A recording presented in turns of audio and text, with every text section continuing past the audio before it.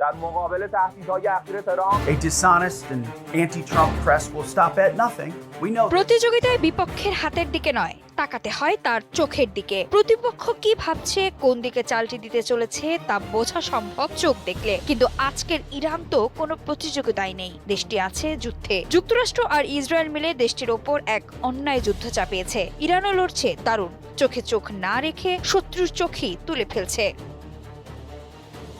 Saudi আরবের Prince সুলতান বিমান ঘাঁটিতে ইরানের সাম্প্রতিক আক্রমণে $270 বিলিয়ন দামের একটি বোয়িং E-3 AWACS নজরদারি বিমান ধ্বংস হয়ে গেছে। মার্কিন সংবাদ মাধ্যম এবং অনলাইনে ছড়িয়ে পড়া নতুন ছবি অনুযায়ী এই আক্রমণে আরও বেশ কিছু বিমান ক্ষতিগ্রস্ত হয়েছে।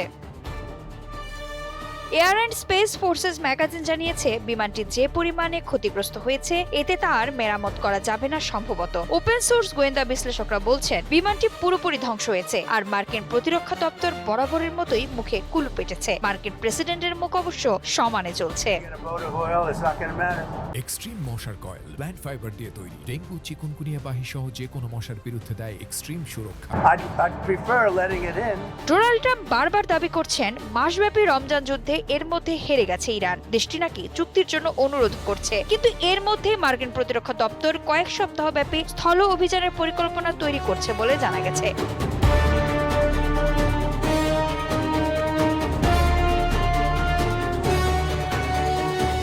সংবাদ মাধ্যম ওয়াশিংটন পোস্টকে বেশ কয়েকজন মার্কিন কর্মকর্তা জানিয়েছেন, ওই অভিযান কোনো পূর্ণমাত্রার হামলা হবে না, বরং তা হবে সীমিত পরিসরে ঝটিকা অভিযান। এবার যুক্তরাষ্ট্রের সম্ভাব্য লক্ষ্য হতে পারে ইরানের প্রধান তেল রপ্তানি কেন্দ্র খার্ক দ্বীপ দখল করা অথবা হরমুজ প্রণালীর কাছে উপকূলীয় অভিযান চালানো।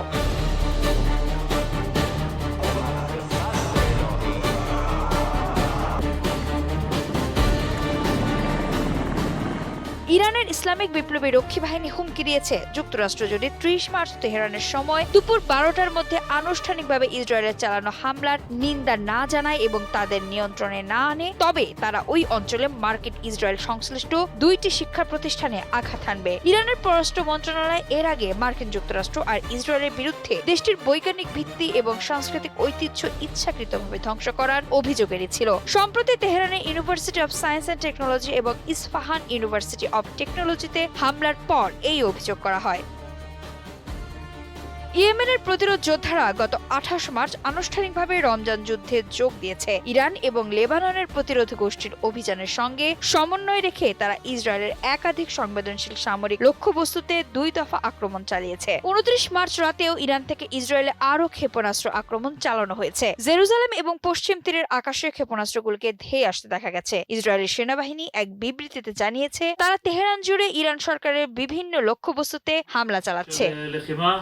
רבות מאוד, צריך היערכות הגנתית חזקה.